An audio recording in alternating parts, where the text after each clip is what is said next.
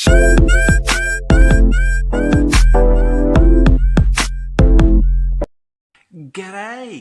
How the devil is you doing? Don't ask. Hello guys and welcome back to another Monday's 5 Fast Facts. With the visual guys, I am Chris, if you haven't already guessed.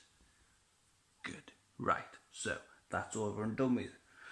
Now, today's facts, I thought I'd do something different because obviously I'm getting big into the TV series that's ongoing, and if you haven't watched it, I do recommend you watch it because it is, I want to say brilliant, but not in a harsh, nasty way. I'm saying it's just interesting. I'm getting big into it, as like I said. I'm googling a lot more crack about Chernobyl. I'm YouTubing crack about Chernobyl. I want to visit Chernobyl. So what better way than doing facts on Chernobyl? And these facts about the disaster and the occurrence of the aftermath of it. But if you don't know what the crack is with Chernobyl, where have you been for the past 33 years, I think it was? Yeah, 33 years. It is the world's most man-made disaster that's ever happened. A power plant, nuclear 4 power plant, exploded in 1986, and then it kind of like boosted a shitload of radiation. I think, what was it, 200 tons, 250 tons of radiation into the atmosphere, and it wasn't good. It was not good. But never mind that. I am going to give you some facts about the aftermath disaster of Chernobyl.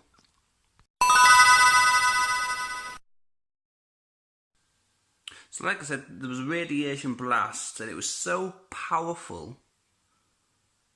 It was, like I say, it was so big and so powerful, it represented more than 100 atom bombs. Now that's that's a lot. That's a lot of bombs. That is shitloads. Almost a year to 18 months after the disaster, almost 1 million workers put themselves at risk to try and contain the radiation leaking any further and to try and reduce the radiation as well, but also trying to protect the planet from it, because if not, then it could have been a lot worse, a lot worse. So it was almost 1 million workers.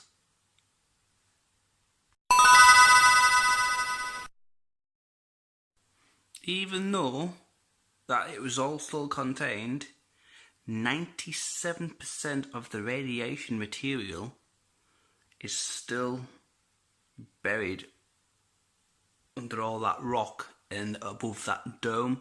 Can't remember the exact name of that dome, but if you might have seen some pictures, if you haven't, just Google some pictures. There's a big dome that's put over the power plant 4.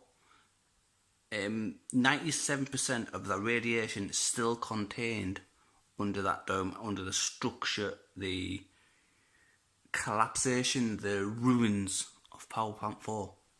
97% of the radiation, that's a fucking lot. Jesus.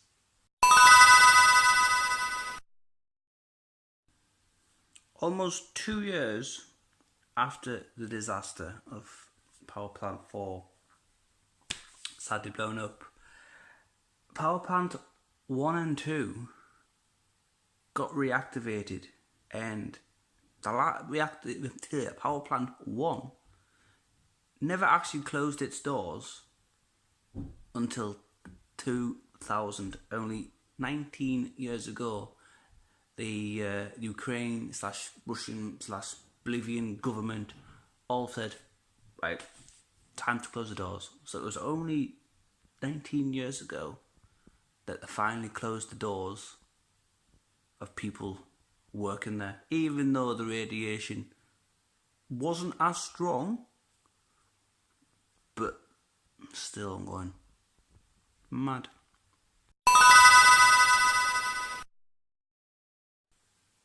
Even though this disaster is the world's most man-made disaster, there's kind of a bit of good out of this, because I'm not being harsh, not saying it's thingy, but the region of Chernobyl and the surrounding areas have thrived with wildlife. Like, say, wolves that were supposed to be extinct, deers, bears, wild horses, all these animals that were supposed to have died off extinct have now just like flourished and thrived in these areas. And so there is now a lot more animals, in this radiation zone than there is outside the radiation zone. And that is due to the fact that no one has lived there for like 33 years. So there we go, guys. That was just 5 facts about the Chernobyl disaster. I might do a part 2 on this because there is so much more interesting facts on this. Like I say, it's 33 years ago it happened, and there's still a bit of pollution in the air, and it's still going on now. I reckon it's going to take up to at least 24,000 years before the entire place is back to its normal self. So it's a fucking full-on disaster. But like I say, I don't know why, but I'm so fucking big into this at the minute, and I want to visit this place. So just need to persuade Dan, and then I think it's like it's got to do, like it's on the bucket list to do. But that being said, thank you for listening, watching. I am thinking of doing a part 2 on this, like I said, because there is a lot more facts about this place, and it's just like fucking, it's unbelievable. It's quite surreal. So I'll leave it here. So adios, amigos, love you, bye, and I'll see you all soon. As my little niece says, see you soon. Bless her. Bye bye.